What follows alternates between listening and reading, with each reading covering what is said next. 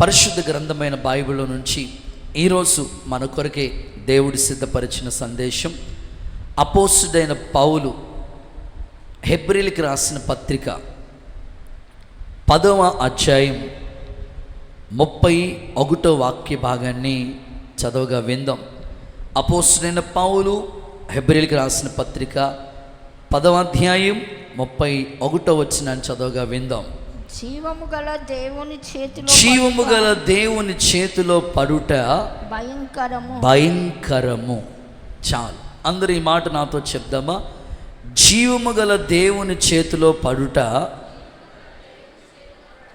భయంకరము. కొంచెం గట్టిగా చెప్దాం. జీవము గల దేవుని చేతిలో పడుట భయంకరము.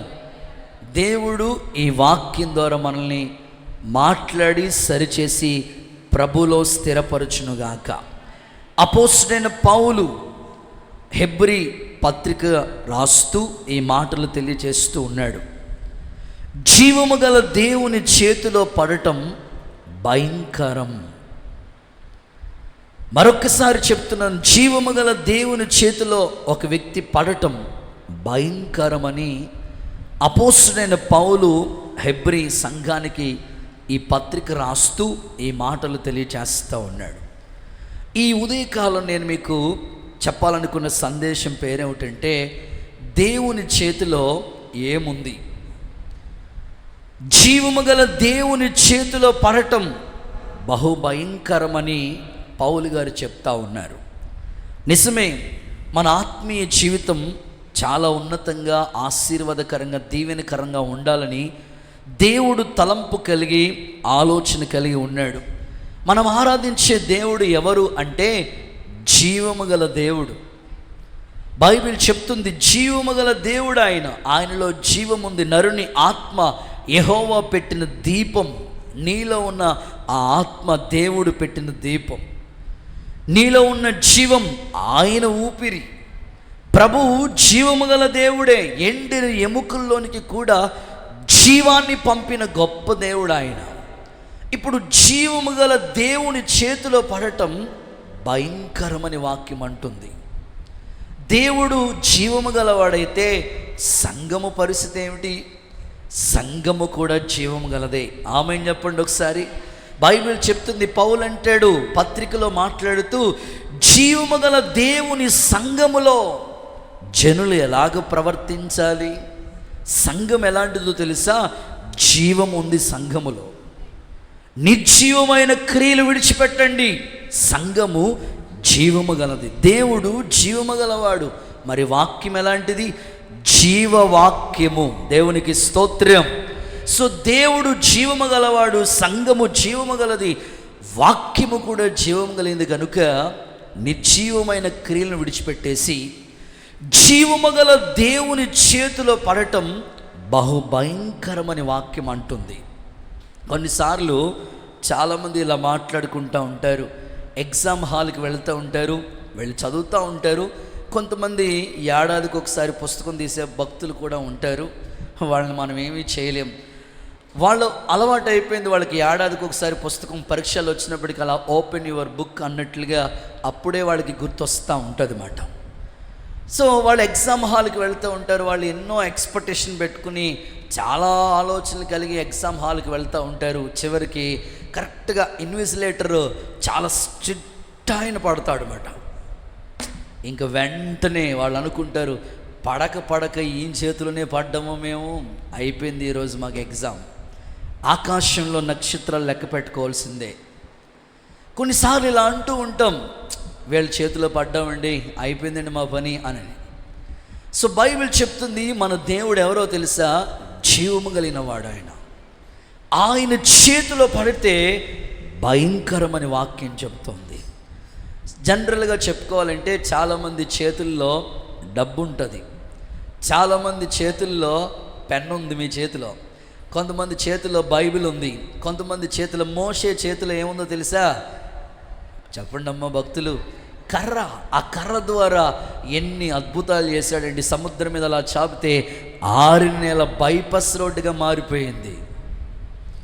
మోషే చేతిలో కర్ర ఉంది, తాపీ మేస్త్రి చేతిలో ఏముంటుందా? తాపి వడ్రం మిస్త్రి చేతిలో బాడిత, ఉలి, సుత్తి అన్నీ ఉంటాయి. సౌలు చేతిలో ఏముందో తెలుసా? ఈటే. ఎక్కడ కనబడితే దావీదుని చంపేద్దామని ప్రయత్నం చేస్తూ ఉండేవాడు. సో మనుషుల చేతిలోని ఇన్ని ఆయుధాలు ఉంటే, ఇంత అద్భుతంగా వాళ్ళు వర్క్ చేస్తే, మరి దేవుని చేతిలో ఏముందో ఆయన చేతిలో పడితే ఎంత భయంకరమో ఒకసారి మనం ఆలోచించాలి. ఏదో భక్తి చేస్తున్నాం, వస్తున్నాం, కూర్చుంటున్నాం, వెళుతున్నాం, పాస్టర్ గారు వందనాలు దండాలు అయిపోయింది అనుకోవటం కాదు కదా. జీవము గల దేవుని చేతిలో పడితే అది బహుభయంకరమని వాక్యం చెప్తా ఉంది. జనరల్గా 2 ఎగ్జాంపుల్స్ చెప్తాను బైబిల్లోంచి. బాబేలు గోపురం అనండి ఒకసారి మీ నోటితో. సో వాళ్ళు అనుకున్నారు, పేరు సంపాదించుకుందాం మేము. ఈరోజు మనిషి జీవితంలో కూడా పేరు కోసం ఏదైనా చేస్తూ ఉంటాడు. పేరు కావాలి నాకని మనిషి ఏదైనా చేయడానికి ఇష్టపడతా ఉంటాడు. వాళ్ళు కూడా పేరు సంపాదించుకుందామని వాళ్ళు శత ప్రయత్నాలు చేసి బాబేలు గోపురం కడదామని మాస్టర్ ప్లాన్ వేసుకున్నారు వాళ్ళు. దేవుడు వాళ్ళ ఆలోచన విధానాన్ని తారుమారు చేసేసాడు. అంతే, బాబేలు గోపురం కట్టకుండా ఆ గోపురం కట్టకుండా ఆగిపోయారు. స్వబుద్ధిని ఆధారం చేసుకోవద్దు అని బైబిల్ ఎందుకు చెప్తుందంటే, దేవుని సన్నిధిలో నరుని హృదయంలో అనేకమైన ఆలోచనలు వస్తాయి. కానీ దేవుని వాక్యం చెప్తుంది, వాళ్ళు ఎంతో పేరు కోసం ప్రయత్నం చేశారు, కానీ ఆ ప్రయత్నాన్ని దేవుడు సఫలం చేయలేదు, తారుమారు చేశాడు. బాబేలు గోపురం కట్టకుండా ఆగిపోయింది. ఇంకొంచెం మనం బైబిల్లో అలా చదువుతూ ఉంటే, పేతురు ఆ గొప్ప దైవజనుడిగా, వాళ్ళకి మంచి ఆత్మీయ తండ్రిగా, దైవజనుడిగా, ఆ సంఘ కాపురిగా ఉన్నాడు పేతురు గారు. ఆ సంఘంలో మంచి విశ్వాసులుగానే కొనసాగుతూ వచ్చారు అప్పటి వరకు వాళ్ళు. అననీయ అండ్ సప్పీరా ఎంత మంచి విశ్వాసులుగా అప్పటి వరకు కొనసాగించబడ్డారంటే, వాళ్ళు పొలం అమ్మితే కూడా, పొలం అమ్మామని కూడా అందులో కూడా కొంత భాగాన్ని దేవుని పరిచర్య కొరకు తీశారంటే, వాళ్ళకి దైవజనుడు ఏ రీతిలో వాళ్ళని నడిపిస్తున్నాడో ఒకసారి మీరు ఆలోచించండి. దైవజనుడు చాలా చక్కగానే వారిని నడిపిస్తూ వచ్చాడు. అక్కడ వరకు వాళ్ళు బాగానే ఉన్నారు. మరి ఎందుకో వాళ్ళ హృదయంలో సాతానుడు ఆ హృదయంలో ప్రేరేపణ కలుగు చేశాడు, ఆలోచన పుట్టించాడు. ఇంతకే అమ్మవా పొలము అన్నాడు, అంతే దైవజనుడు, అంతే, ఇంకేం మాట్లాడలా. అవునండి ఇంతకే అమ్మానండి, అంతే, అక్కడికక్కడే ఆయన బకెట్ అవుట్. భార్య అనుకుంటుంది, భర్త పాస్టర్ గారి దగ్గరికి వెళ్ళాడు ఇంకా రావట్లేదేంటి, పొద్దున్నే వెళ్ళిపోయాడు, మొహం కూడా కడుక్కోలేదు, ఏదో పాస్టర్ గారితో పని ఉందనుకుని వెళ్ళిపోయాడు, ఇంకా రావట్లేదండి, ఇంకా రావట్లేదు. గబగబా ఈవిడ బయలుదేరి వెళ్ళిపోయింది. ఆవిడ అవుట్. బైబిల్ చెప్తుంది అక్కడ, ఎందుకు మీరు దేవుని హృదయాన్ని, మీ హృదయంలో ఎందుకు దేవుణ్ణి మోసం చేస్తారు?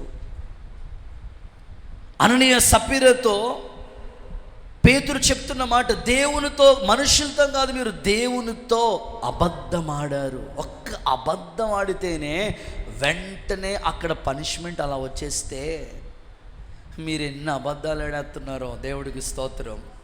మంచినీళ్ళు తాగినట్లుగా ఎన్ని వారం తిరగకుండా ఎన్ని పనులు చేసేస్తూ ఉన్నారో, ఎక్కడికి తిరిగి వచ్చేస్తున్నారో, అనేకమైన వాటిలో ఇన్వాల్వ్ అయిపోతున్నారు. మరి జీవం గల దేవుని చేతిలో పడటం ఎంత భయంకరంగా ఉంటుంది మన పరిస్థితి. ఈరోజు అదే ప్రభు చెప్తా ఉన్నాడు. అందుకే దేవుని దగ్గరికి వచ్చేవారు దేవుడు ఉన్నారని ఆయన అడిగే వాళ్ళకి ఫలము దయచేస్తారని నమ్మాలి. భక్తికి తగినట్లుగానే మన జీవితం కనబడాలి. యేసయ్య ఎదుట మనమందరం మచ్చ, డాగు, కలంకము లేని పరిశుద్ధ సంఘముగా, మహిమగల సంఘముగా ప్రభు ఎదుట మనం కనపడుదుముగాక. చిన్న చిన్న లోపాలు దిద్దుకుంటూ, ఒక్క చిన్న అబద్ధానికే వెంటనే పనిష్మెంట్ వస్తే, సో మన ఆత్మీయ జీవితంలో ఇంకెంతగా మనల్ని మనం దిద్దుకోవాలో ఒకసారి ఆలోచించండి. ఎలీషా గొప్ప దైవజనుడండి. అలాంటి గొప్ప సేవ చేస్తున్న దైవజనుడిని పిల్లలు బోడివాడ అని కామెంట్ చేశారంట. కొంతమందికి కామెంట్ చేయటం భలే అలవాటు. పాస్టర్ని కామెంట్ చేస్తుంటారు, చర్చ్ వాళ్ళని కామెంట్ చేస్తుంటారు. ఆవిడ పేరు సత్యవతి అనుకోండి. ఏ సత్యవతి ఇంటి దగ్గర కోటం, అది ఎత్తుపోళ్ళు సత్యవతి. వీళ్ళు పెట్టేశారు ఆ పేరు. లాజరు వాళ్ళ ఇంటి దగ్గర కోటం అనుకోండి. ఏ లాజరు, అదే గెడ్డం లాజరు. కొంతమంది భలే కామెంట్ చేస్తూ ఉంటారండి. విశ్వాసుల్ని కామెంట్ చేస్తుంటారు, పాస్టర్ని కామెంట్ చేస్తూ ఉంటారు. ఎలీషా గొప్ప దైవజనుడు. ఎలీషాను అక్కడున్న పిల్లలు కామెంట్ చేస్తారు, బోడివాడ అని. అంతే. దేవుడు చేతిలో పడటం ఎంత భయంకరమో తెలుసా? 42 మంది పిల్లల్ని ఒక్కసారి ఎలుగుబంటి వచ్చి మొత్తం చీల్చేసిందంతే. దేవుని సన్నిధిలో మనం భక్తి చేస్తున్నామంటే ఆ భక్తికి సంబంధించిన క్వాలిటీస్, గుణలక్షణాలు కనబడాలి మనలో. ఏదో వస్తున్నాం, కూర్చుంటున్నాం, వెళుతున్నాం అన్నట్లు కాకుండా, అమ్మో దేవుడు చూస్తున్నాడు, నా భక్తి దేవుడు మెచ్చేటట్లుగా ఉండాలి, నా ప్రార్థన దేవుడు మెచ్చేటట్లుగా ఉండాలి, నా సమర్పణ దేవుడు అంగీకరించినట్లుగా ఉండాలి. ఈ విధంగా మిమ్మల్ని మీరు సరి చేసుకోగలిగితే దేవుడు కృపలో మీరు వర్ధిల్లుదురుగాక. ప్లస్గా చాలా సందర్భాల్లో దేవుని చేతిలో ఏమున్నాయో ప్లస్గా చాలా సందర్భాల్లో మీకు చెప్పాను. మీరు నా చేతిలో ఉన్నారు అని చెప్పినప్పుడు ఆయన చేతిలో ఉన్న, ఆయన కుడి చేతిలో నిత్య సుఖములు ఉన్నాయని, ధనఘనతలు ఉన్నాయని, ఇలాగా అనేకమైన విషయాలు ప్లస్గా చెప్పాను. ఇప్పుడు అంతా మైనస్గానే. దేవుడికి స్తోత్రం చెప్పండి. ఎందుకంటే ప్రారంభం మూలవాక్యం అలాగా స్ట్రాంగ్గా ఉంది. దేవుని చేతిలో పడటం బహుభయంకరం. కాబట్టి ఇప్పుడు దేవుని చేతిలో ఏమున్నదో ఒక్క 4 విషయాలు క్లుప్తంగా వివరంగా మీకు చెప్పడానికి ఇష్టపడుతున్నాను. చదవండి. మొదటి మాట, ఆమోసు ప్రవచన పుస్తకం 7వ అధ్యాయం 7వ వాక్య భాగాన్ని చదువుకుందాం. ఆమోసు ప్రవచన పుస్తకం 7వ అధ్యాయం 7వ వాక్య భాగం. మరియు యెహోవా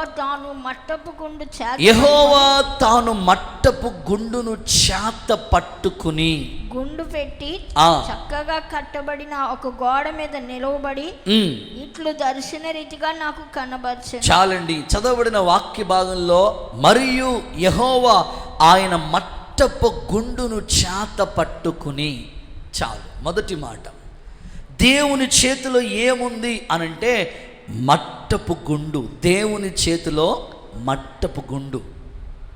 ఫస్ట్ పాయింట్, దేవుని చేతిలో మట్టపు గుండు. ఆమోసు ఒక పశువుల కాపరి, కానీ దేవుడు అతనికి ఒక దర్శనాన్ని చూపించాడు. దేవుడు ఎలాంటి వాళ్ళకైనా ఆయనని సరిగ్గా వెంబడిస్తే దైవ దర్శనాన్ని ఇస్తాడు. ఆమేన్. పశువుల కాపరి, అతని నోట దేవుడు ఒక ప్రవచనాన్ని ఉంచాడు, ఒక దర్శనాన్ని చూపించాడు. ఏంటో తెలుసా? ఆ దర్శనం గురించి మాట్లాడుతూ ఇదిగో ఇప్పుడు చెప్తా ఉన్నాడు. యెహోవా ఒక మట్టపు గుండును చేత పట్టుకుని. ఈరోజు దేవుని సన్నిధిలో మట్టపు గుండు అంటే సరిగ్గా మీకు దానికి ఒక అన్వేషణ అర్థం కాకపోతే సింపుల్గా అర్థమయ్యేటట్లుగా చెప్పాలంటే తాపీ మేస్త్రి చేతిలో ఉండే వడంబము. వడంబానికే మరొక పేరు బైబిల్ భాషలో మట్టపు గుండు. ఏ గుండు? ఒక పిల్లోడు ప్రతి నెల రోజులకు ఒకసారి గుండు చేంజ్ చేసుకుంటా ఉన్నాడంట. అసలు కొంచెం కూడా ఎదగనవట్లేదంట జుట్టు. నెల తిరగకుండా మన నెలకి కటింగ్ వేయించుకున్నట్టుగా మనోడు నెల గుండు గీంచేస్తున్నాడంట. ఎరా బాబు అని అంటే సరైన గుండు దేవుడికి ఇష్టం అని రాసుందండి సామెతల గ్రంథంలో. అందుకని మనోడు నున్నగా చేస్తున్నాడంట. మట్టపు గుండు అంటే అది వడంబం. తాపీ మేస్త్రి చేతిలో ఒక వడంబం ఉంటుంది. Must and should. ఒక గోడ కట్టేటప్పుడు, ఒక ఇల్లు నిర్మాణం చేసేటప్పుడు తాపీ మేస్త్రి చేతిలో ఖచ్చితంగానే వడంబం ఉంటుంది. ఖచ్చితంగా వడంబం ఉంటుంది. గోడ కడతాడు, ఒక వరుస ఇటుకలు పేరుస్తూ ఉంటాడు, సిమెంట్ మాలు చక్కగా అన్ని రెడీ చేసి ఒక్క వరుస కట్టిన తర్వాత మరలా తీసుకుంటాడు, చూసుకుంటాడు, మరలా కడతా ఉంటాడు. అది ఎంత హైట్లో, ఎంత ఎత్తుగా హైట్లో ఆ గోడ కట్టాలన్నా ఖచ్చితంగా ఆ మట్టపు గుండును యూజ్ చేస్తూ ఉంటాడు. పిల్లర్స్ వేస్తూ ఉంటారు. ఒక ఇంటికి పునాదిని వేసినప్పుడు ఆ పిల్లర్స్ వేసేటప్పుడు మట్టపు గుండును చూస్తూ ఉంటాడు. సెంటరింగ్ మేస్త్రులు ఆ వర్క్ చేసినప్పుడు మట్టపు గుండును చూసుకుంటుంటారు. ఆ తర్వాత ఆ పని కొరకు ఎక్కువగా తాపీ మేస్త్రి ఈ మట్టపు గుండును ఉపయోగిస్తూ ఉంటాడు అన్నమాట. ఎందుకయ్యా అనంటే గోడ చక్కగా కట్టబడాలంటే మట్టపు గుండు ఉండాలి. అలాగునే నీ జీవితం చక్కగా దేవునిలో కట్టబడాలంటే ప్రభు చేతిలో ఉన్న మట్టపు గుండుకి నీ భక్తి సరిపోవాలి. ఆమేన్ చెప్పండి ఒకసారి. అలాంటి శ్రేష్టమైన భక్తిని మనం చేయటానికి పరిశుద్ధాత్ముడు మీ మీద కృప చూపునుగాక. తీర్మానము చేసుకుందురుగాక. గోడ పడిపోకుండా, గోడ ఇరిగిపోకుండా, గోడ ఒరిగిపోకుండా ఉండాలంటే ఖచ్చితంగా మట్టపు గుండు అతని చేతిలో ఉండాలి. సో నీ భక్తి జీవితంలో కూడా చల్లారిపోకుండా, తొలగిపోకుండా, కృంగిపోకుండా, అలసిపోకుండా, భక్తిలో నిర్లక్ష్యం నీలోకి రాకుండా ఉండాలంటే ఖచ్చితంగా ఆయన చేతిలో ఉన్న మట్టపు గుండుకి నీ భక్తి ఈక్వల్గా కరెక్ట్గా సరిపోనట్లుగా పరిశుద్ధాత్ముడు నిన్ను సరిచేయునుగాక. అపోస్తులు ప్రవక్తలు వేసిన పునాది మీద నీ జీవితం కట్టబడడానికి క్రీస్తు యేసే ముఖ్యమైన మూలరాయి ఉండగా నీ భక్తి చక్కగా దేవునిలో అమర్చబడటానికి ఈ మట్టపు గుండు చాలా ఉపయోగకరంగా ఉంటుంది. బైబిల్లో మీరు చూడండి, బైబిల్లో మట్టపు గురించి ఒక వాక్యం చదివిస్తాను. రాజుల 2వ పుస్తకం 21వ అధ్యాయం అండ్ 13వ వాక్యం చూడండి ఒకసారి. రాజుల 2వ పుస్తకం 21వ అధ్యాయం అండ్ 13వ వాక్య భాగాన్ని చదవగా విందాం. నేను షోమ్రోను కొలిచిన నూలును ఆహాబు కుటుంబీకులకు సరిచూసిన మట్టపు, అదిగో ఆహాబు కుటుంబీకుల్ని సరిచూసిన మట్టపు గుండు. ఆహాబు కుటుంబీకుల్ని సరిచూసిన మట్టపు గుండు అంటే మట్టపు గుండును దేని కొరకు ఉపయోగిస్తున్నారంటే సరిచేయటానికి, సరిచూడటానికి. దేవుని సన్నిధికి వచ్చిన మన జీవితాలు కూడా ఇక్కడ వాక్యం అనే వెలుగులో యేసు నామములో సరిచేయబడదుముగాక. ఏ లోపం, మచ్చ, డాగు, కలంకం లేని పవిత్రమైన పరిశుద్ధమైన సంఘముగా దేవుని ఎదుట మనము కనబడదుముగాక. ఆహాబు కుటుంబీకుల్ని సరిచేసిన మట్టపు గుండు, సరిచూసిన ఆహాబు. ఆ పరిపాలన మీకు తెలుసు. ఆహాబు రాజుగా ఉన్నప్పుడు ఆహాబు కుటుంబీకుల్ని సరిచూసిన మట్టపు గుండు. ఈరోజు మన ఆత్మీయ జీవితంలో కూడా ఈ మట్టపు గుండు దేవుని చేతిలో ఉంది. మనం చేసే భక్తిని ఆయన కాలిక్యులేషన్ చేస్తూ ఉన్నాడు, ఆయన చూస్తూ ఉన్నాడు. పైకి భక్తి కలిగిన వారుగా ఉండి దానిలో శక్తి లేని వారుగా మిగిలిపోకూడదు. ఆయన చేతిలో ఉన్న మట్టపు గుండుకి మన భక్తి కరెక్ట్గా ఈక్వల్గా సరిపోతూ ఉండాలి. మన ప్రార్థన జీవితం, మన యథార్థత, మన నమ్మకత్వం దేవుని ఎదుట ఆయన చేతిలో ఉన్న ఆ మట్టపు గుండుకి సరిగ్గా సరిపోయేటట్లుగా యేసు నామములో మనం భక్తి చేయదుముగాక. గట్టిగా చెప్పండి ఆమేనని. మనల్ని మనం సరి చేసుకోవాలి. కొన్ని లోపాలు ఉన్నప్పుడు వెంటనే వాటిని దిద్దుకోవాలి. వెంటనే సరి చేసుకుంటూ ఉంటే ప్రభులో చక్కగా మనం అమర్చబడి చక్కగా కట్టబడతాం. కానీ చాలామంది వాక్యాన్ని వింటారు, వాక్యాన్ని అంగీకరిస్తారు, కానీ సరి చేసుకోవాలి అన్నప్పటికీ వాళ్ళు మాత్రం ఆ వాక్యం వాళ్ళ దగ్గరికి వచ్చినప్పటికీ సరి చేసుకోరు. ఎవరైతే దేవుని వాక్యం ఎదుట వారి జీవితం సరి చేసుకుంటారో వాళ్ళు బాగుగా కట్టబడతారు. తాపీ మేస్త్రి కట్టేస్తూ ఉంటాడు, తన దగ్గర ఇంకొక జూనియర్ మేస్త్రిని కూడా తోడుగా తీసుకుని ఇటుకలు వేర్చేసే చక్కగా చూసుకుని కట్టేసే. 2-3 వరుసలు కట్టిన తర్వాత ఆయనకి ఫోన్ వస్తుంది, వేరే చోటుకి వెళ్తూ ఉంటాడు. వానర్కి అనేకమైన వర్క్లు అప్పగించుకుంటాడు కనుక నువ్వు కట్టేస్తూ ఉండు, నేను వస్తానంటాడు. సాయంకాలానికి వచ్చినప్పటికీ చూస్తే గోడ అట్లాగ బెండ్ అయిపోయి వంకర వెళ్ళిపోయి ఉంటుంది. మళ్ళా తీసి కూల్చి మళ్ళా కట్టాల్సిందే. హాస్పిటల్స్కి వెళ్తూ ఉంటారు, డాక్టర్ గారు చూస్తారు, రిపోర్ట్స్ అవన్నీ చూసిన తర్వాత టెస్ట్లు అంటాడు. టెస్టులు చేసిన తర్వాత, ఆ స్కానింగ్లు ఇవన్నీ చేసిన తర్వాత డాక్టర్ గారు అంటారు వైద్య సేవలు మొదలు పెట్టాలి. ఈ లోపల ఇంకొకరు అంటారు ఈ డాక్టర్ మంచివాడు కాదు, ఇంకో చోటుకి వెళ్దామంటే మళ్ళీ అక్కడికి వెళ్ళిన తర్వాత కూడా డాక్టర్ ఏమంటాడు, టెస్టులు చేయించుకున్నామండి, చేయించుకున్న మరలా టెస్టులు. దేవుడికి స్తోత్రం చెప్పండి ఒకసారి. నువ్వు ఎందుకంటే సరైన రిపోర్ట్ వచ్చేదాకా ఆయన టెస్టులు చేస్తూనే ఉంటాడు. సో గోడ కట్టేటప్పుడు కొంచెం బెండ్ వచ్చినా వంకర వచ్చినా తీసేయవలసిందే, ఆ ఇటక తీసేసి మరలా చక్కగా అమర్చవలసిందే. దేవుని సేవకుడిగా నేను చెప్తా ఉన్నాను, నీలో అనేకమైన లోపాలు ఉన్నప్పుడు అవిధేయత అనేది ఒక లోపం, తిరుగుబాటు అనేది ఒక లోపం, ప్రార్థించలేని స్థితి ఒక లోపం, ఉపవాసం ఉండలేని పరిస్థితి ఒక లోపం. ఈ విధంగా సరిగ్గా దేవుళ్ళలో ఉండకుండా నిన్ను లోకం ఆకర్షిస్తూ ఉన్నప్పుడు నువ్వు జారిపోతావు, ఒరిగిపోతూ ఉన్నావు. ఇప్పుడు మట్టపు గుండు ఆయన చేతిలో ఉంది కనుక ఆయన ఎదుటికి వచ్చినప్పటికీ ఎప్పటికప్పుడు సరి చేసుకుని నీలో ఉన్న లోపాన్ని ప్రభు ఎదుట ఒప్పుకొని అంగీకరిస్తే యేసయ్యలో చక్కగా మనం అమర్చబడదుముగాక, చక్కగా మనం కట్టబడదుముగాక. చేతుల పైకెత్తి ఒక్కసారి ఆమేన్ అని చెప్పండి. యోబు భక్తుడు ఇలా చెప్తున్నాడు. యోబు గ్రంథం 13వ అధ్యాయం 18వ వాక్యాన్ని మీరు చూస్తే, నేను సరిచూసుకుని ఉన్నప్పుడు దేవుని ఎదుట నిర్దోషిగా కనబడతాను. యోబు 13:18. నేను సరిచేసుకున్నప్పుడు, చదవక్క 13:18. బంధింపబడిన వారు కార్య నియామకుల శబ్దం వెనుక ఏకముగా కూడి విశ్రమింతురు. ఓకే, అల్పులేమి కను ఆలోచించిడి. ఓకే, 18వ వచనం అక్క, 13 యోబు గ్రంథం 13:18. ఆ వచనం కింద వచనం చూడక, నేను సరిచేసుకుని ఉన్నాను, నేను నిర్దోషిగా కనబడుదును.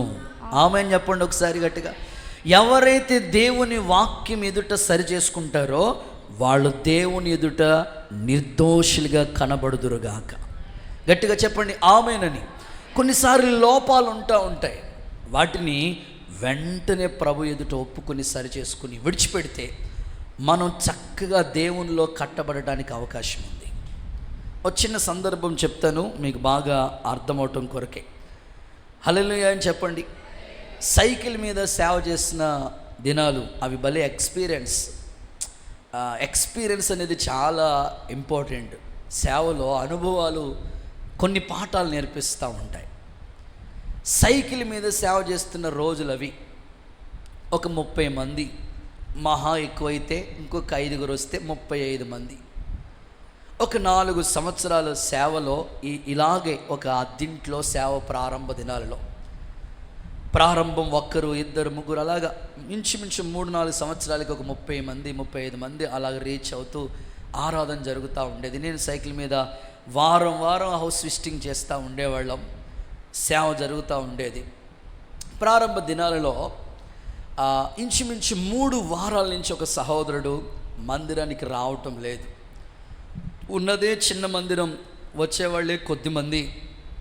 మందిరానికి రాకపోతే ఎవరు వచ్చారో ఒకేలా, ఇన్ కేసు సేవ విస్తరించినప్పుడు ఎవరు వచ్చారో ఎక్కువ మంది జనాభాలో ఒకేలా కనపడకపోవచ్చేమో, కానీ తక్కువ మంది ఉన్నప్పుడు ఖచ్చితంగా మనం చూస్తాం ఎవరు వచ్చారు ఎవరు రాలేదంతా ఈజీగా గుర్తుండిపోతుంది. వెంటనే వాళ్ళని పలకరిద్దామని ఇంచుమించు 3 వారాల నుంచి రావట్లేదు. ఈయన చిన్న వ్యాపారం చేసుకుంటూ ఉన్నాడు, ఇంకా రావట్లేదని కరెక్ట్గా నేను సైకిల్ వేసుకుని అటువైపు వాళ్ళ వీధిలో వెళ్తా ప్రార్థన చేసి వద్దామని నేను సైకిల్ వేసుకుని పోతా ఉన్నాను. నేను ఇలా సైకిల్ వేసుకుని వెళ్తూ ఉంటుంటే నన్ను చూసి ఆయన ఇంకొక వీధిలోకి అటు వెళ్ళిపోతూ ఉన్నాడు. స్తోత్రం చెప్పండి ఒకసారి. నేను ఇటు పోతూ ఉంటుంటే ఆయన అటుపోతూ ఉన్నాడు. సరే ఇక నాకు కనిపించాడు. మరలా రివర్స్లో వచ్చి రివర్స్ గేర్ వేసి నాకు సైకిల్ మరి గేర్ మాట ఇలా వచ్చి మరలా ఆయనకు ఎదురుకుండా వెళ్ళాను. నన్ను చూశాడు, అయిపోయాను రోబో, పాస్టర్ గారు వచ్చారు ఇలా అనుకున్నాడు. సరే నన్ను చూసి ఇంటికి తీసుకెళ్ళాడు, కూర్చేసాడు, కూర్చున్నాను. అన్న మీరు చక్కగా దేవుని మందిరానికి వచ్చేవారు, ఇంచుమించు 3 వారాల నుంచి ప్రభు సన్నిధికి రావడం లేదు, అసలు ఏమైంది మీకు? ఎప్పుడు మిస్ అవ్వరు కదా, దేవుడు అంటే చాలా ఆసక్తిగా ఉంటారు, సన్నిధిలో ఉంటారు, వైరాగ్యంగా చక్కగా మీకు ఫ్యామిలీ చక్కగా దేవుళ్ళు ఉంటుంది కదా, ఎందుకు 3 వారాల నుంచి అసలు కనపట్లేదు అనని అట్లా అడుగుతూ ఉంటుంటే వెంటనే ఆయన అన్నమాట, నీ చర్చికి రాను అన్నాడు. స్తోత్రం చెప్పండి ఒకసారి. అప్పుడు నేనన్నా, చర్చి నాది కాదు. చర్చి ఎవరిది? సిస్టర్ అక్కది కాదు, నాది కాదు, బ్రదర్స్ కాదు. చర్చి ఎవరిది? జీవము గల దేవుని సంఘం. నీ చర్చికి రాను అను. బాబు నాది కాదయ్యా బాబు చర్చి, దేవుడిది. ఇది జీవము గల దేవుడు. ఆయన సిలువలో ప్రాణం పెట్టాడు, ఆయన రక్తం కాచాడు, ఆయన త్యాగం చేశాడు. జస్ట్ నేను నా చేత్తో మైక్ ఎలా పట్టుకున్నానో నేను ఆయన పని కోసం ఒక మైక్ లాగా ఉపయోగపడతాను అంతే. సంఘం దేవుడిది కనుక కుదరదు, నేను నీ సంఘానికి రాను అంటాడు. అలా కాదన్నా, సంఘం నాది కాదు, దేవుడిది. ఇంకా మరలా మాట్లాడుతుంటే, చచ్చినా నీ చర్చికి రాను అన్నాడు. స్తోత్రం చెప్పండి ఒకసారి. అప్పుడు నేనన్నాను, చచ్చిన వాళ్ళు అసలు చర్చికే రారన్నా, వస్తారా చచ్చిన వాళ్ళు? మాట్లాడండి అమ్మ. ఒకవేళ చచ్చిన వాళ్ళు చర్చికి వచ్చారనుకోండి, మీ మామ మీ నాయనమ్మ 20 ఏళ్ళు అయ్యింది చచ్చిపోయి, మనోడా నేను కూడా జాన్ వెస్లా నేను చూడటానికి ఒకసారి వస్తాను ప్రార్థనకి, షమ్మా మందిరం కొత్తగా కట్టారంట కదా, ఎట్టుందో చూసొస్తాను ఒకసారి వస్తాను అన్నాను అనుకో, నువ్వు ఉంటావా? చచ్చిపోయినవాడు వచ్చిందనుకో, బతుకున్నవాడు చచ్చిపోతారు కదా. అసలే అసలు దారుణంగా ఉంటుంది పరిస్థితి పడ్డప్పుడు.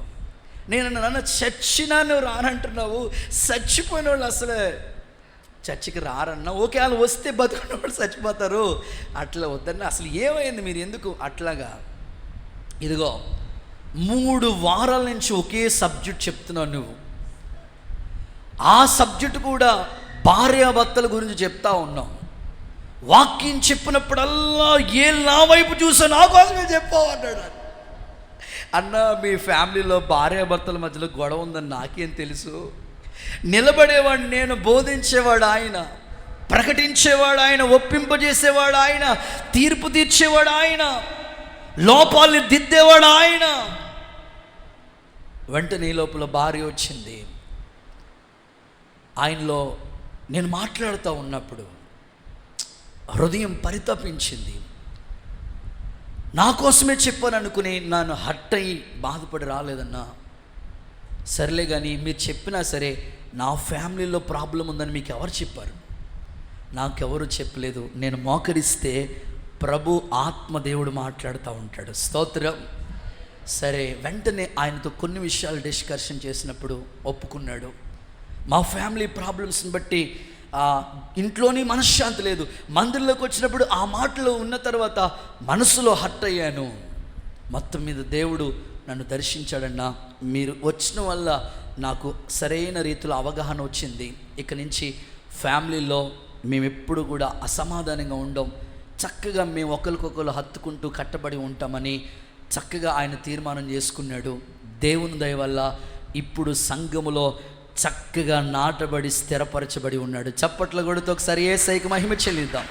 ఒక దైవజనుడిగా నేను చెప్తా ఉన్నాను, ఎవరైతే వాక్యం వింటున్నప్పుడు ఏ లోపం ఉందో, కోపం ఉందా వెంటనే దాన్ని సరి చేసుకో, లోపం ఉందా సరి చేసుకో, అవిధేయత ఉందా, తిరుగుబాటు ఉందా, మట్టపు గుండు ఆయన చేతిలో ఉంది కాబట్టి నువ్వు చక్కగా అమర్చబడాలి, కట్టబడాలి.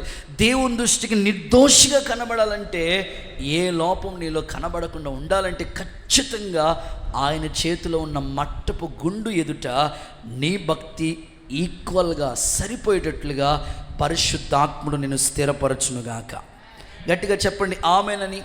ఒక సైనికుడు చేతిలో ఒక ఆయుధం ఉందనుకోండి. ఒక సైనికుడి చేతిలో ఉన్న ఆయుధం గురి పెట్టుకుని ఒక శత్రువునే పడగొడతాడు. ఏ శత్రువుని ఆయన పడగొట్టాలని అతని చేతిలో ఉన్న ఆయుధాన్ని ఉపయోగిస్తూ వాడుతూ ఉంటాడో, ఖచ్చితంగా ఒక్క శత్రువునే పడగొడుతూ ఉంటాడు. కానీ దేవుని సన్నిధిలో దేవుని వాక్యం ఎంత గొప్పదంటే, జీవము గల దేవుని సంఘంలో ఇక్కడ ప్రకటించే దేవుని చేతిలో ఉన్న ఆ దివ్యమైన వాక్యం ఎదుట అందరి హృదయాల్ని, దేవుని వాక్యం అందరి హృదయాల్ని తాకుతూ ఉంటుంది. దేవునికి స్తోత్రం కలుగును గాక. అది దేవుని యొక్క మహాశక్తి. ఒక సైనికుడి చేతిలో ఒక ఆయుధం ఉంటే, ఒక వేటగాడి చేతిలో ఒక బాణం ఉంటే గురి చూసి ఒక్కరినే పడగొడతాడు. కానీ జీవము గల దేవుని సంఘంలో దైవజనుడు వాక్యం ప్రకటిస్తూ ఉంటుంటే అన్ని కోణంలో టచ్ అవుతూ ఉంటుంది. దేవునికి స్తోత్రం కలుగునుగాక. కనుక ఈరోజు నువ్వు సరి చేసుకుంటే దేవుని ఎదుట నిర్దోషిగా కనబడతావు. ప్రభు చేతిలో పడటం బహుభయంకరం. ఈ ఉదయకాలం అయ్యో నేను ఎందుకు ఉపదేశాన్ని త్రోసివేశాను, ఉపదేశకుల మాట ఎందుకు వినలేదు అనే పరిస్థితి నీకు రాకుండా బైబిల్లో చూద్దాము ఈ మాట ఒకసారి. సామెతల గ్రంథంలో ఇలా చెప్తా ఉన్నాడు. 5వ అధ్యాయం 12వ వాక్యం చూడండి. సామెతల గ్రంథం 5వ అధ్యాయం 12వ వాక్యం చూడండి ఒకసారి. అయ్యో ఉపదేశము నేను ఎట్లు త్రోసివేశాను, అయ్యో ఉపదేశాన్ని నేను ఎలాగ త్రోసివేశాను, నా హృదయం గద్దింపునట్లు అయ్యో నా హృదయం ఎందుకు గద్దింపుకు లోబడలేదు, నా బోధకుల మాట నేను అయ్యో నేను బోధకుల మాట వినలేదు, నా ఉపదేశకులకు నేను చెవి ఒగ్గలేదు, నేను సమాజ సంగముల మధ్య నుండి నన్ను ప్రతి విధమైన దౌష్ట్యమునకు లోబడుటకు కొంచెమే ఎడబాయెను అని నీవు చెప్పుకొనుచు మూలుగుచూ నుండు. ఒకే సందర్భాలను మీరు చూస్తూ ఉంటుంటే ఆ పైనుంచి చదువుకుంటా వస్తే దైవ వాక్యం చెప్తుంది, అయ్యో ఉపదేశము నేను ఎట్లా త్రోసివేశాను, నా హృదయం గద్దింపునకు ఎలా తృణీకరించింది. కొన్నిసార్లు దివ్యమైన దేవుని వాక్కు ఉపదేశం నిన్ను సరిచేయటానికి ఒక మట్టపు గుండు వలె లెవెల్లో నిన్ను కట్టడానికి, ఎంత ఎత్తుకు ఎదిగినా చక్కగా దేవునిలో నువ్వు చక్కగా కట్టబడటానికి ఇదిగో వాక్యం అనే ఉపదేశం. క్రీస్తు యేసే ముఖ్యమైన మూలరాయి, అపోస్తులు ప్రవక్తలు వేస్తున్న పునాది ఆ ఉపదేశం. కొన్నిసార్లు మనం త్రోసివేసేస్తూ ఉంటాం, ఇది నా కొరకు కాదులే అట్లాగని పెడచెవిని పెడతా ఉంటాం. అలా ఉంటే చక్కగా మనం కట్టబడలేము. ఎప్పుడైతే ఉపదేశానికి మీరు చెవి ఒగ్గుతారో చక్కగా కట్టబడతారు, సరి చేయబడతారు. దేవుని ఎదుట నిలబడే కృప దేవుడు మీకు అనుగ్రహించునుగాక. గుడ్. రెండో విషయానికి వెళ్ళిపోతున్నాను. సెకండ్ వన్, జీవము గల దేవుని చేతిలో పడుట బహుభయంకరం. మరి ఆయన చేతిలో ఏముంది అంటే, ఒకటి మట్టపు గుండు, అది సరి చేయటానికి, మనల్ని సరి చేయటానికి ఉపయోగిస్తారు ప్రభు.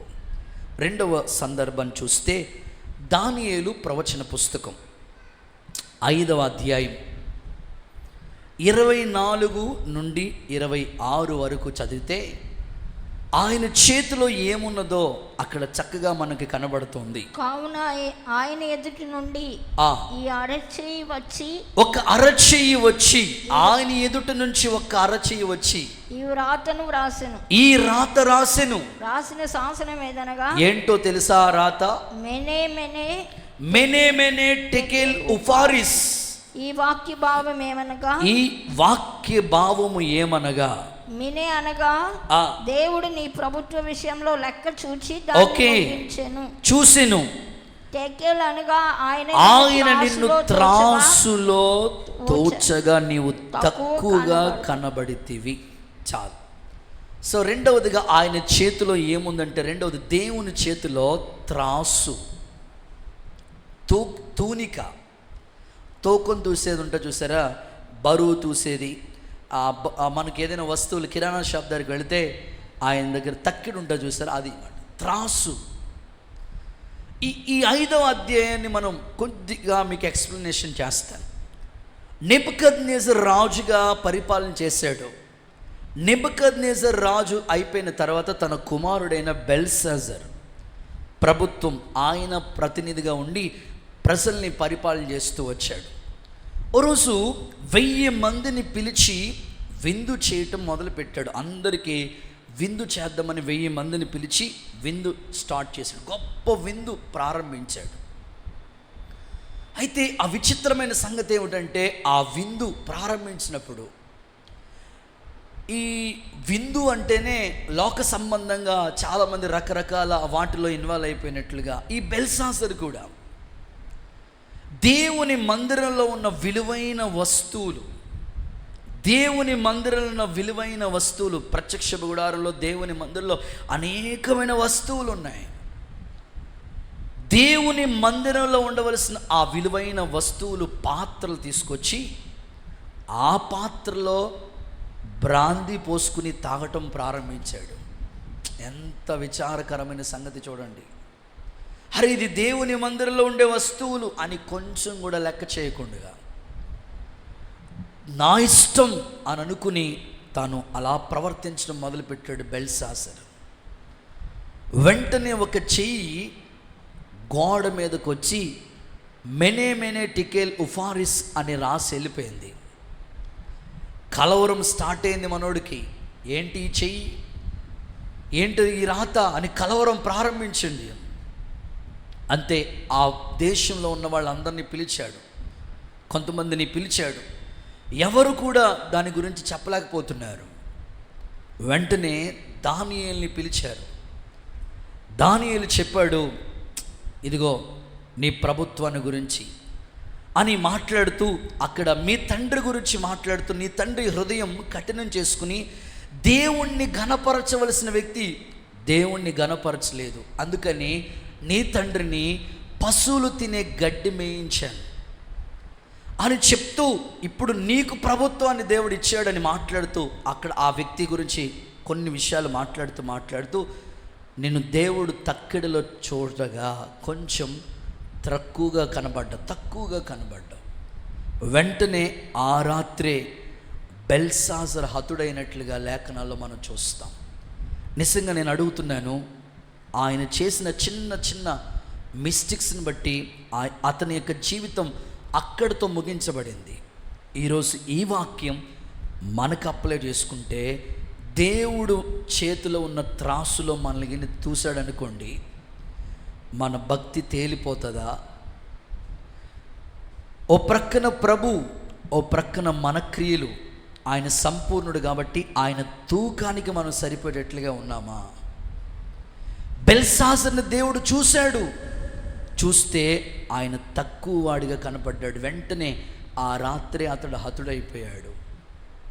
ఈరోజు ఈ వాక్యాన్ని మనం అన్వయించుకుంటూ, ప్రభువా నేను చేస్తున్న భక్తిని నువ్వు చూస్తే, నా భక్తి నీ ఎదుట సరిగ్గా సరిపోతుందా?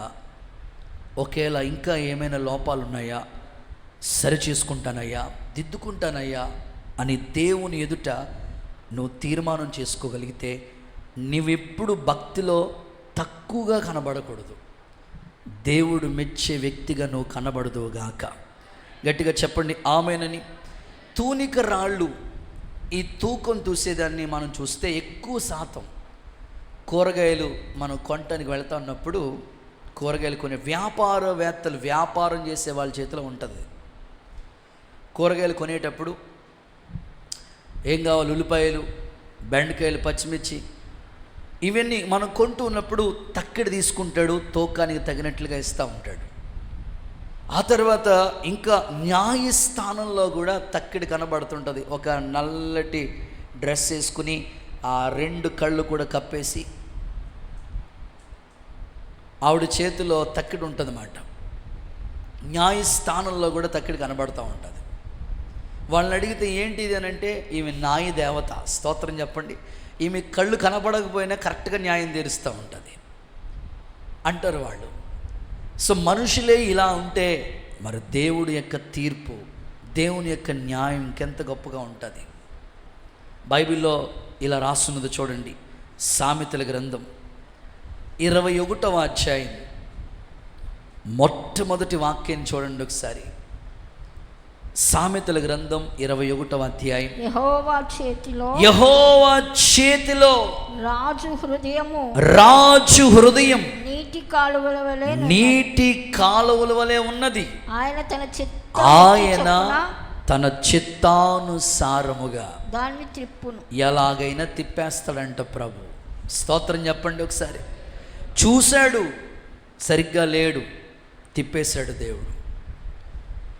బైబిల్లో బెల్షాసరు పవిత్రమైన దేవుని మందిరం, దేవుని మందిరంలో విలువైన పాత్రలు, వాటిని అపవిత్రపరిచేశాడు.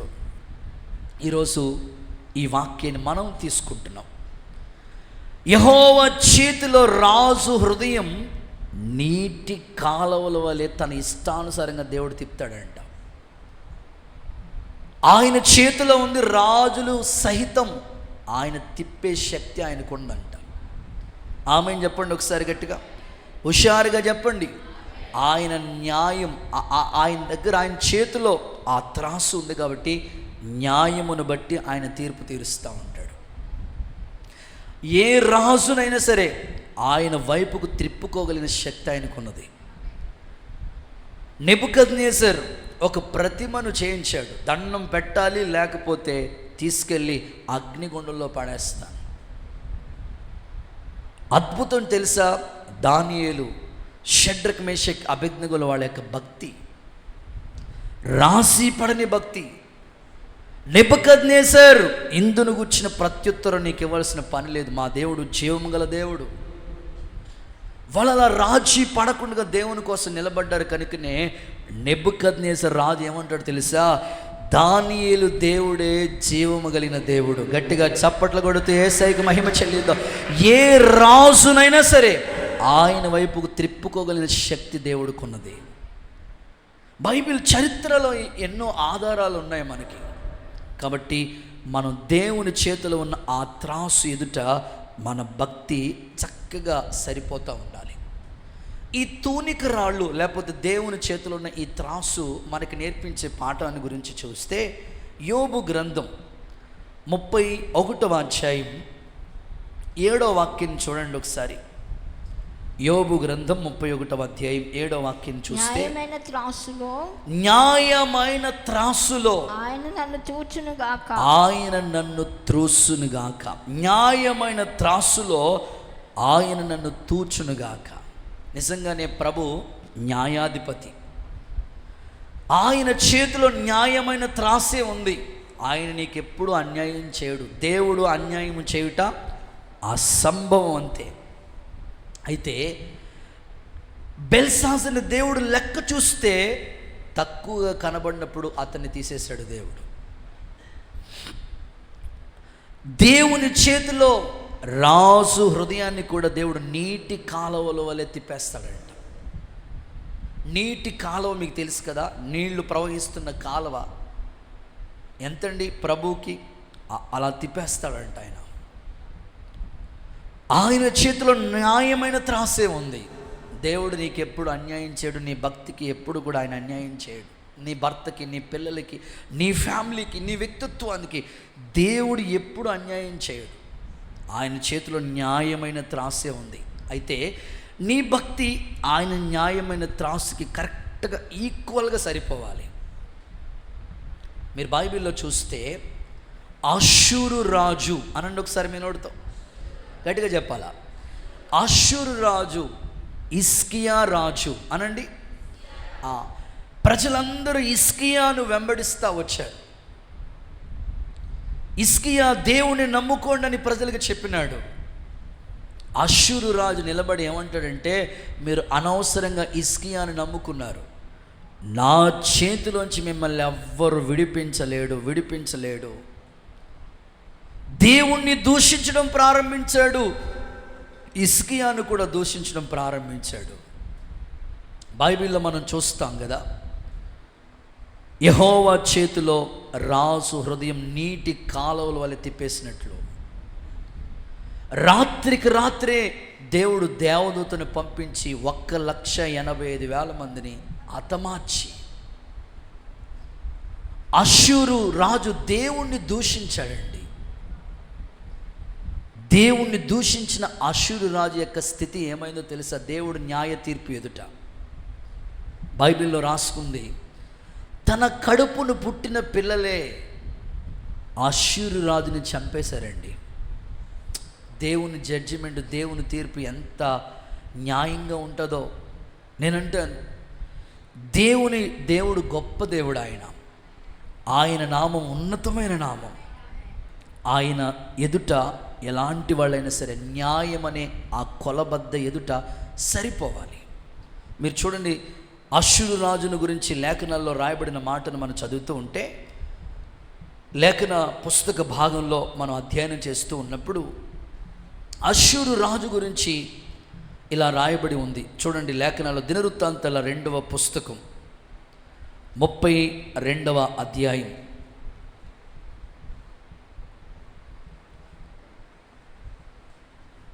14 నుంచి కొన్ని మాటలు చదివితే, అతడు మిమ్మును మాట్లాడిన మాటలు చూస్తాం ఒకసారి. మీ దేవుడు మిమ్మును నా చేతిలో నుండి మీ దేవుడు నా చేతిలో నుండి విడిపింపగలిగిన వాడు ఎవడున్నాడు అనుకుంటకు నా పితరులు బొత్తిగా నిర్మూలం చేసిన ఆయా దేశస్థులు సకల దేవతల్లోనూ తన జనులను నా చేతిలో నుండి విడిపింపగలిగిన దేవుడు ఒక్కడైనా ఉండేనా? నా చేతిలోంచి విడిపించగలిగిన దేవుడు ఉన్నాడా అసలు అని అష్షూరు రాజు ఆ కిందకు వస్తూ ఉంటుంటే ఆ 16వ వచనంలో చూస్తే అతని సేవకులు దేవుడైన యెహోవా మీదను ఆయన సేవకుడైన హిజ్కియా మీదను ఇంకా పేలాపనలు పేలాతూనే ఉన్నారంట వాళ్ళు.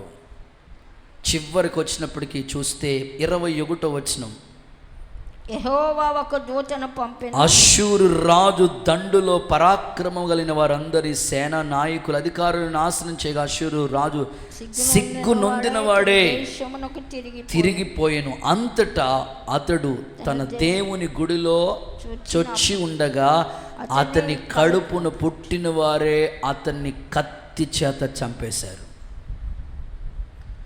దేవుని యొక్క తీర్పు, దూషించి మాట్లాడటం. ఈరోజు దేవుడు నిజంగా న్యాయవంతుడే. మీ వ్యక్తిత్వంలో ఎప్పుడు కూడా నీ భక్తి ఆయన న్యాయానికి సరిపోయేటట్లుగా పరిశుద్ధాత్ముడు మీ హృదయాన్ని స్థిరపరచునుగాక. గట్టిగా చెప్పండి ఒకసారి ఆమేనని. కొన్నిసార్లు మన మాటలు, కొన్నిసార్లు దూషణ మాటలు మాట్లాడుతూ ఉంటారు కొందరు. బైబిల్ చెప్తుంది కదా, వ్యర్థమైన ప్రతి మాటకి నీవు లెక్క చెప్పాలి. వ్యర్థంగా వేస్ట్గా మనం మాట్లాడకూడదు. కొంతమంది యొక్క అవిశ్వాసం, కొంతమంది యొక్క నిర్లక్ష్యం, ఇవన్నీ దేవుడు న్యాయ తీర్పులకు చూస్తే నీ భక్తి దేవుని న్యాయ తీర్పు ఎదుటకు సరిగ్గా ఇప్పుడు చూడండి, ఒక కారు ఉందనుకోండి, కారు డ్రైవ్ చేసుకుంటూ పోతూ ఉన్నప్పుడు ఆ కారుకి 4 చక్రాలు ఉన్నాయి. ఓ చక్రమేమో కొత్త టైరు, ఇంకొక చక్రమేమో పాత టైర్ వేసుకుని వెళ్ళామనికి ఎలా ఉంటుంది? కొంతమంది దేవుడు న్యాయ తీర్పు ఎదుట సరిగ్గా కనబట్టలేదు. కొంతమంది ప్రార్థన చేస్తే వాక్యం చదవరు, వాక్యం చదివితే పరిచర్య చేయరు, పరిచర్య చేస్తే విశ్వాసం ఉండదు.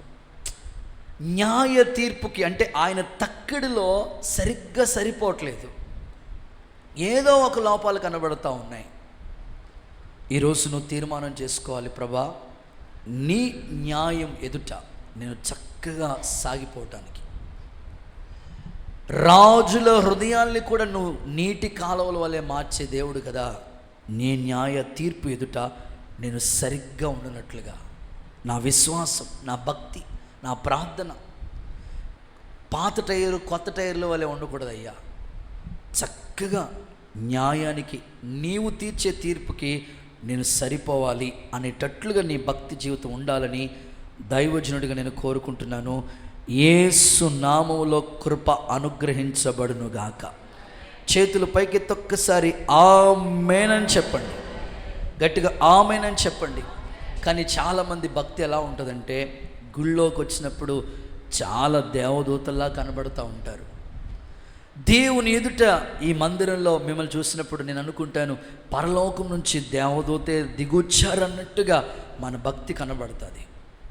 మరలా సోమవారం నుంచి మధ్యాహ్నం మ్యాట్నీలో కనబడుతూ ఉంటారు, లేకపోతే ఇంకొక చోట కనబడుతూ ఉంటారు, ఇంకొక చోట కనబడుతూ ఉంటారు.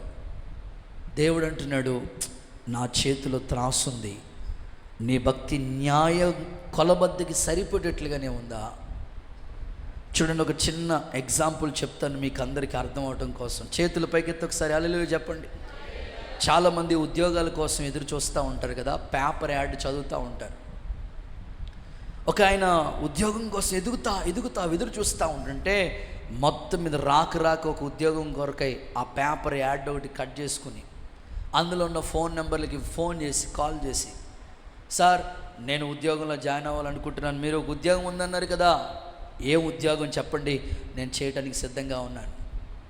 వాళ్ళు అన్నారు, ఈ ఉద్యోగము చాలా ఉన్నతమైంది బాబు, చేయటానికి ఇష్టమేనండి. ఇక్కడ ఏ ఉద్యోగమైనా పర్లేదండి, అసలు ఉద్యోగం లేకుండా ఇబ్బంది పడుతున్నానండి, నాకంటూ ఒక చిన్న ఉద్యోగం ఉంటే చాలండి. ఎంత ఇస్తారు జీతం?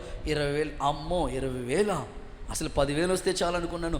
20,000 అంటే చాలా హ్యాపీ, నేను వెంటనే వచ్చేస్తానండి, రండి మాట్లాడుకుందాం అన్నారు. వెళ్ళారు. వెళ్ళిన తర్వాత ఆయన ఆఫీసర్ కూర్చున్నాడు.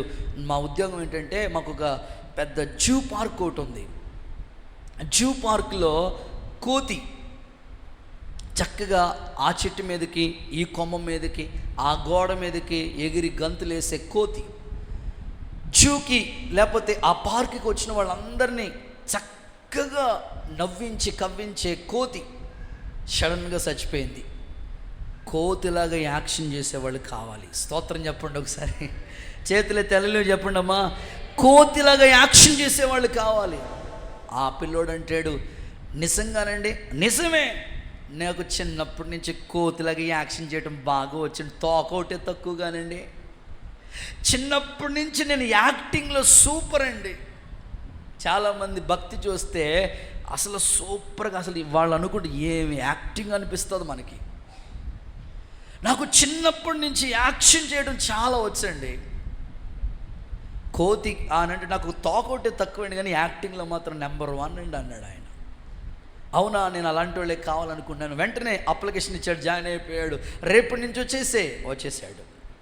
జాయిన్ అయిపోయి చక్కగా చెట్టు కొమ్మ మీదకి, ఆ గోడ మీదకి ఎగిరి గంతేస్తూ, జూ పార్క్లో వచ్చిన వాళ్ళందరూ పిల్లలకి సరదా ఉంటుంది కానీ ఇలాంటి పిల్లలు ఆ జూలో జంతువులను చూసి సరదాగా కోతులను చూసి చక్కగా ఆడుకుంటూ ఉంటారు. వాళ్ళు వచ్చిన వాళ్ళని, పిల్లల్ని చక్కగా అభినందిస్తూ వాళ్ళతో ఆడుకోవడం ప్రారంభిస్తూగా ఇలాగ ఎగిరే పరిస్థితుల మధ్యలో ఆ పక్కన ఒక చిన్న బోన్ ఒకటి ఉంటే ఎగిరి ఒక బోన్లో పడ్డాడు. ఆ బోన్లో సింహం రెడీగా ఉన్నది. స్తోత్రం చెప్పండి ఒకసారి, గట్టిగా హల్లెలూయా చెప్పండి. సింహం రెడీగా ఉన్నది. ఎగిరి అందులో పడ్డాడు. అంతే, ఇంకా చూడాలి అనుకున్నాడు. అసలు ఈ జాబ్ పర్మనెంట్ అయిపోతే ఎంత బాగుంటుంది, 20,000 జీతం అంటే ఎంత, పర్మనెంట్ అయిపోదాం అనుకున్నప్పటికి వెళ్ళి కరెక్ట్గా సింహాల బోన్లో పడ్డాడు. ఇంకా అనుకుంటున్నాడు, అసలైన జీవితం ఎప్పుడు తెలుస్తుందంటే మరణం మనకి దగ్గరైనప్పుడు. స్తోత్రం చెప్పండి ఒకసారి. అసలైన ఒరిజినల్ లైఫ్ ఎప్పుడు కనబడుతుందంటే, డాక్టర్లు అంటారు ఆ టెస్ట్లు అన్నిటి అమ్మా అయ్యా అన్నారు అనుకోండి, అయిపోయి ఇంకా అప్పుడు ఒరిజినల్ భక్తి బయటపడిపోతూ ఉంటుంది అన్నమాట.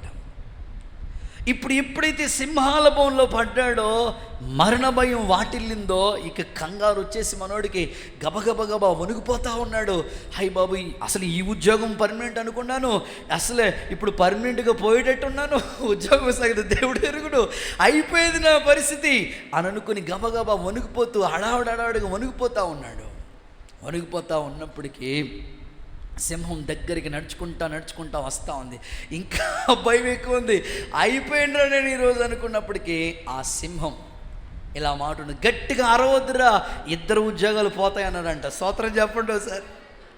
గట్టిగా అరవద్దురా, 2 ఉద్యోగాలు పోతాయి మనకి. విచిత్రమైన సంగతి ఏంటంటే, ఆ జూ పార్క్లో ఉన్న వాళ్ళందరూ కూడా యాక్టింగ్ చేసేవాళ్ళే, ఏది ఒరిజినల్ కాదు. ఈరోజు చాలామంది భక్తి యాక్టింగ్, పైకి భక్తి కలిగిన వారుగా ఉంటూ శక్తి లేని వారుగా ఉంటున్నారు. దేవుని చేతిలో న్యాయం అనే త్రాసు ఉంది. హలో, దేవుని ఎదుట యాక్షన్ చేయకూడదు. ఆయన ఎదుట త్రాసులో తూసాడంటే అంతే, రాజుల్ని తిప్పేశాడు దేవుడు. మన భక్తి అంతండి. అందుకనే జీవము గల దేవుని చేతిలో పడటం బహుభయంకరం.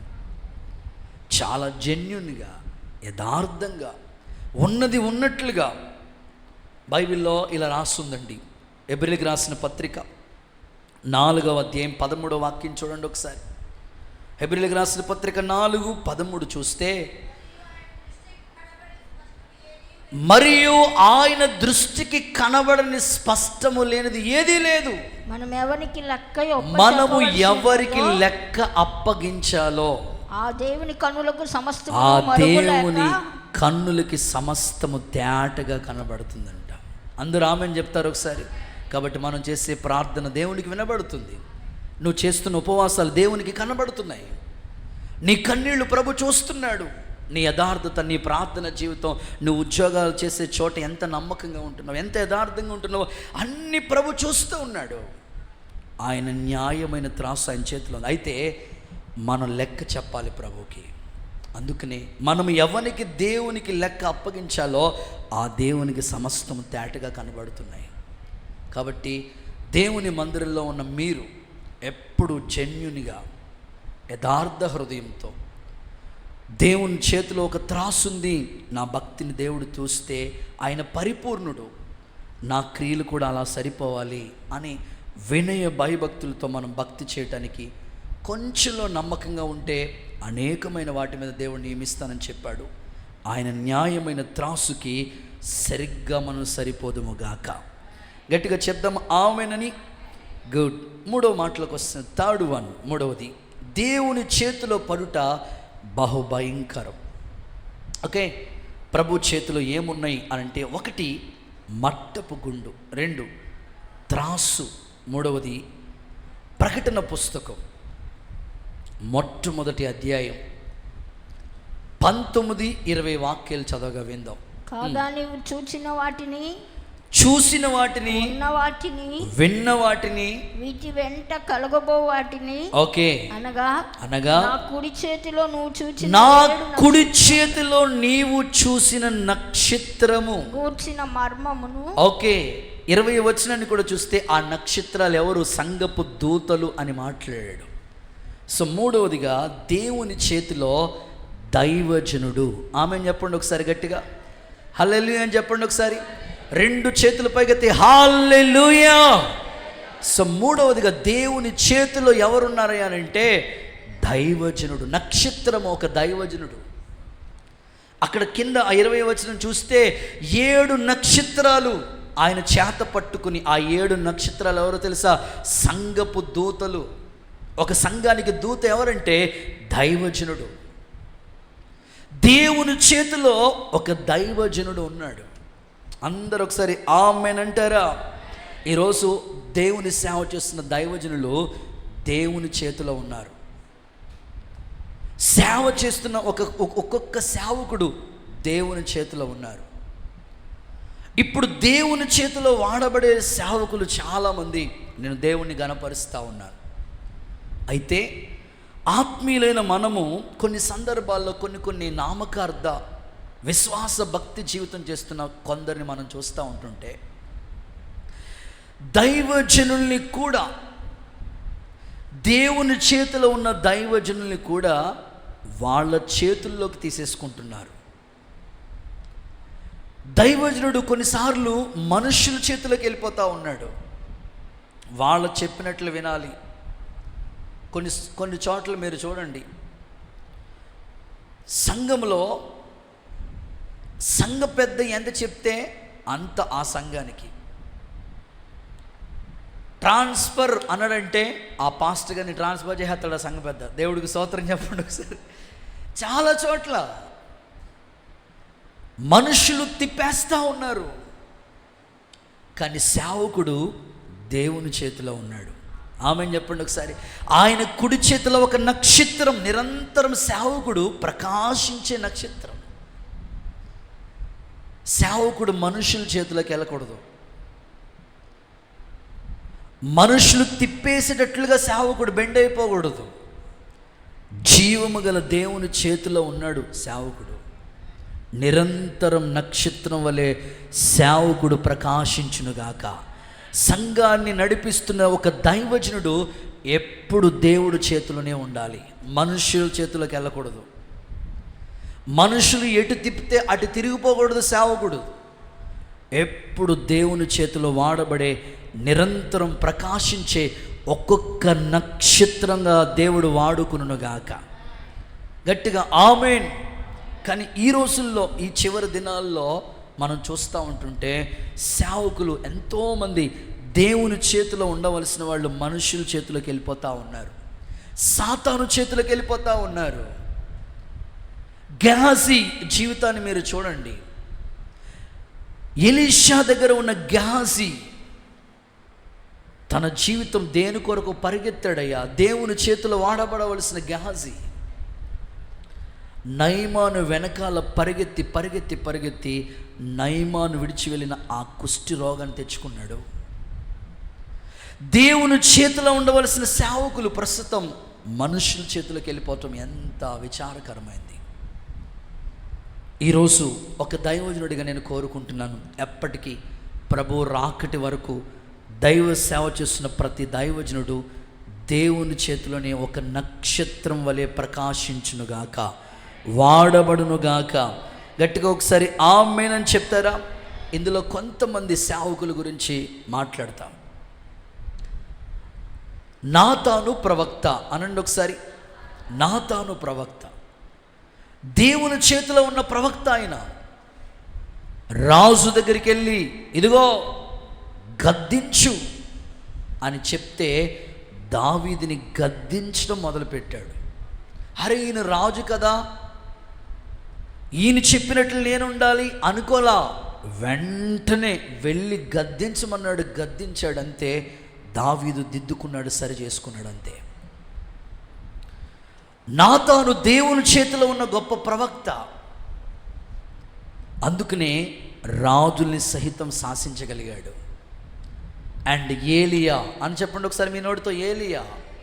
ఏలియా ఆహాబు రాజు దగ్గరికి వెళ్ళి యెహోవా జీవము కలిగిన దేవుని యొక్క తోడు ఈ సంవత్సరం మంచైన వర్షమైన కురవదన్నాడంతే. నేను ఎవరి సన్నిధిలో నిలబడ్డానో ఏలియా ఆహాబు దగ్గరకి వెళ్ళి చెప్తానే ఉన్నాడు. ఆహాబు చేతిలోకి వెళ్ళిపోలేదు. ఈరోజు సేవకులు ఎంతోమంది మనుష్యుల చేతులకు వెళ్ళిపోతూ ఉన్నారు. వాళ్ళని ఎలా తిప్పితే అలా తిరిగిపోతూ ఉన్నారు. కాదు, ఒక సేవకుడు ఎప్పటికీ కూడా దేవుని చేతిలోనే నిరంతరం ప్రకాశించే నక్షత్రంగా వాడబడుదురుగాక. ఇంకా చెప్పాలంటే యెషయా ప్రవక్త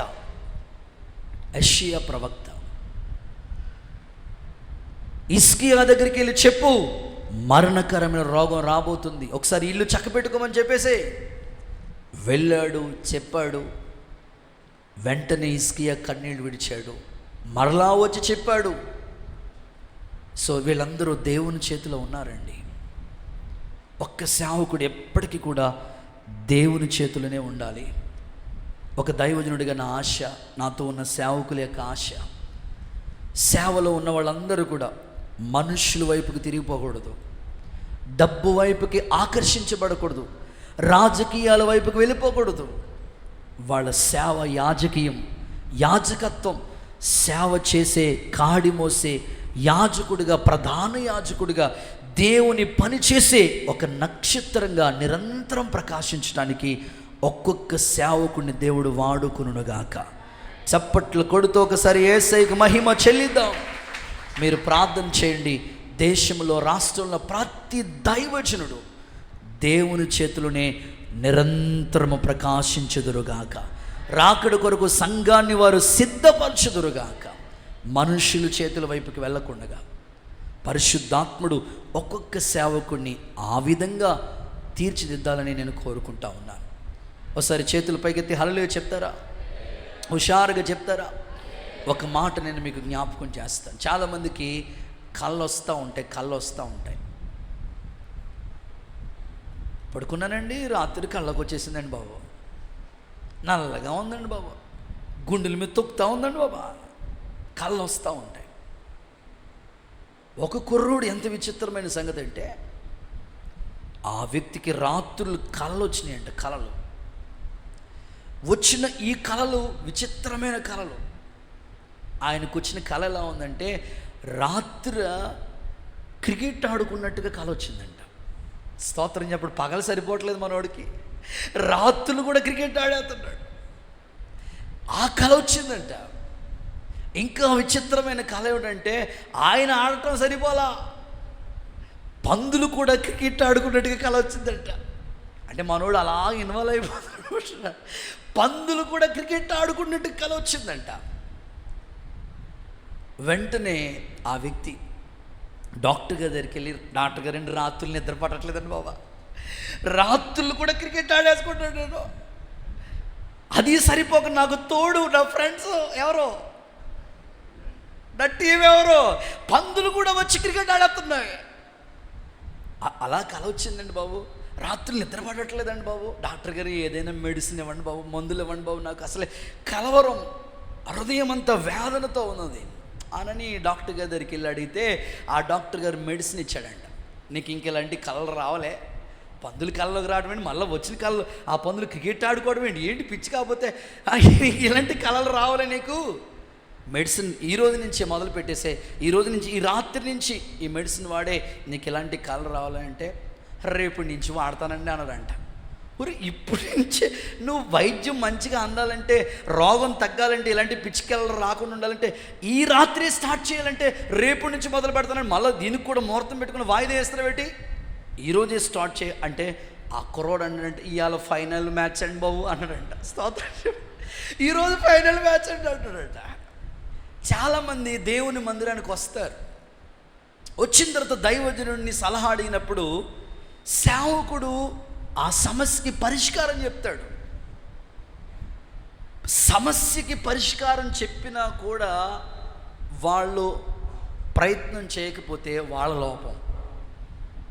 డాక్టర్ గారి దగ్గరికి వెళ్ళారు, డాక్టర్ గారు మెడిసిన్ ఇస్తే వాడు అంటాడు ఇవాళ ఫైనల్ మ్యాచ్ అండి బాబు అంటున్నాడు, రేపు నుంచి వాడతానండి అంటున్నాడు. చాలా సందర్భాల్లో దేవుని మందిరానికి వస్తున్న నీవు, దేవుడు దైవజనుడి నోట అనేకమైన విలువైన మాటలు నీకు పలికిస్తున్నప్పుడు ఈరోజు కాదు రేపు, ఈరోజు కాదు రేపు బాప్తిసం పొందుకో, ఈరోజు కాదండి రేపు సమర్పణ చేసుకో, ఈ వారం కాదండి వచ్చే వారం, గద్దించిన సరి చేసిన ఇంకా అలా వాయిదాలు వేసుకుంటే సమస్య పరిష్కారం కాదు. ఈరోజు నీ ఎదుట ఏ సమస్య వచ్చినా ఇక్కడికి వచ్చినప్పుడు దైవజనుడు ఆ సమస్యని పరిష్కరిస్తూ ఉంటాడు. మనస్పర్ధలు ఉన్నాయి, వెంటనే చెప్తాడు, సమాధానపడు, వెంటనే వెళ్ళిపోవాలా. ఈ విధంగా దైవజనుడు దేవుని చేతిలో ఉన్నాడు ఒక నక్షత్రం వలె. సమస్య నీ దగ్గరికి వచ్చినప్పుడు వెంటనే పరిష్కరించినప్పుడు ఆ పరిష్కారానికి లోబడు, జీవించు, చక్కగా సంఘంలో అంటుకట్టబడు, స్థిరపడు. యేసయ్య కృప నిన్ను ఆవరించునుగాక. చివరి మాట, ఆఖరి మాట రిఫరెన్స్ ఇచ్చి ముగిస్తా. 4వది, దేవుని చేతిలో ఏముంది అంటే మత్తయి సువార్త 3వ అధ్యాయం 12వ వాక్యాన్ని ఒకసారి చూస్తారా? మత్తయి సువార్త 3వ అధ్యాయం 12వ వాక్యాన్ని ఒకసారి చూస్తారా? ఆయన చేట ఆయన చేతిలో ఉన్నది. ఆమెన్ చెప్పండి ఒకసారి గట్టిగా, ఆమెన్ అనండి ఒకసారి. మీ కుడి చేతులు పెగితే హల్లెలూయా చెప్పండి. సో 4వదిగా చాట, ఆయన చేతిలో చాట ఉందంట. పాస్టర్ గారు నాకు ఎప్పుడు కనపడలేదండి. కనపడదు నీకు. ఆ చాటను దేనికి వాడుతూ ఉంటామంటే బియ్యాలు చెరగటానికి, ధాన్యం ఎగరబోయటానికి. పొట్టంతా ఎగిరిపోతూ ఉంటుంది, గట్టి గింజలే మిగులుతూ ఉంటాయి. జాగ్రత్తగా గుర్తుపెట్టుకోండి, దేవుని చేతిలో చాట ఉంది. ఆయన ఈయన నీ భక్తిని చెరిగాడంటే, ఒక్కసారి ఇలా అన్నాడంటే గట్టి గింజగా ఉంటావో పొట్టిగా మిగిలిపోతావో డిసైడ్ నువ్వే చేసుకోవాలి. దేవుల్లో గట్టి గింజలా ఉంటున్నావా, ఎగిరిపోయే పొట్టిలా ఉంటున్నావో నిన్ను నీవే దిద్దుకోవాలి. ఈరోజు పరిశుద్ధాత్ముడు నీతో మాట్లాడుతూ ఉన్నాడు. సర్వసాధారణంగా చాట మన ఇంట్లో ప్రతిరోజు కూడా ఊడ్చుతూ ఉంటాం.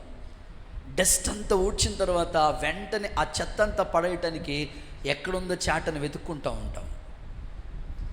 కళ్ళల్లో రైతులు, పొలంలో వ్యవసాయం చేసే రైతుల చేతిలో ఇప్పుడంటే మిషన్లు వచ్చేసినాయి, కానీ పూర్వదినాలు ఎక్కువగా చాట ఉపయోగిస్తూ ఉండేవారు. పొట్టంతా ఎగిరిపోతూ ఉంటుంది. ఈరోజు మన భక్తి ఎగిరిపోయే పొట్టి వలె ఉండకూడదండి. ఎప్పుడు కూడా ఆయన చేతిలో పడటం బహుభయంకరం. ప్రభా, నా భక్తి ఖచ్చితంగా గట్టి గింజలాగే ఉండాలి. ఎప్పటికీ నేను గట్టి గింజలాగే ఉండాలి ప్రభా. ఎగిరిపోయే పొట్టిలాగా ఉంటే ఎవరికి ఉపయోగం అయ్యా? అలా ఉండనివద్దు స్వామి. నా భక్తి చక్కగా గింజవలే. ఒక గింజ భూమిలో నాటబడితే, ఒక విత్తనం భూమిలో నాటబడితే అది అనేకమైన చక్కని వృక్షంగా మారి ఫలాలు ఇచ్చేటట్లుగా ఎలా ఉపయోగపడుతుందో నేను కూడా నీ కోసం అలా ఉపయోగపడతాను ప్రభువా. ఎప్పటికప్పుడు ఎగిరిపోయే పొట్టులాగా నా భక్తి ఉండకూడదయ్యా అని నువ్వు తీర్మానం చేసుకోగలిగితే నీ తీర్మానాన్ని ప్రభు అంగీకరిస్తాడు. కనుక నేను ఇప్పటి వరకు చెప్పిన వర్తమానమంతా ఒక్క 2 నిమిషాల్లో మీకు ఒకసారి గుర్తు చేయడానికి ఇష్టపడతాను. జీవము గల దేవుని చేతిలో పడటం బహుభయంకరం. ఆయన చేతిలో ఏముందో ఒక 4 విషయాలు చెప్పాను. ఒకటి, ఆయన చేతిలో మట్టపు గుండు. అది దేనికి ఉపయోగిస్తుందో తెలుసా? సరి చేయటానికి. కనుక నువ్వు తీర్మానం చేసుకోవాలి, ఇంకా ఏ లోపం ఉన్నాయో సరి చేసుకో. రెండవది, ఆయన చేతిలో త్రాసు. ఇది న్యాయాన్ని, తీర్పు తీర్చడానికి ఉపయోగిస్తూ ఉంటారు. కనుక మన భక్తిని కూడా దేవుడు కొలిచేటప్పుడు న్యాయబద్ధంగానే ఉండేటట్లుగా తీర్మానం చేసుకోవాలి. మూడవది, దైవజనుడు ఉన్నాడు ఆయన చేతిలో, దేవుడు నియమించాడు. ఆ దైవజనుడి దగ్గరికి నువ్వు ఏ సమస్యతో వచ్చినా పరిష్కారం నీకు దొరుకుతుంది. వెంటనే నువ్వు సరి చేసుకుని ఆ పరిష్కారం అనుసరిస్తే చాలు. మూడవది, ఆయన చేతిలో చాట ఉన్నది. ఆయన ఎగరబోతాడు. గింజవలే ఉంటే రాకడ వరకు నిలబడతావు, ఒకవేళ పొట్టులా ఉంటే మధ్యలోనే ఎగిరిపోతావు. ఈరోజు అలా ఉండకుండా ప్రభువా నీ చేతిలో యజమానుడు వాడుకునే పాత్రగా నన్ను చెయ్యి అన్ను కోరుకుంటే నీ భక్తిని దేవుడు అంగీకరించి రాజ్యము కొరకే, రాకడ కొరకే నా ప్రభు సిద్ధపరచునుగాక. ముగిస్తా ఉన్నాను. అందరూ మోకరించండి.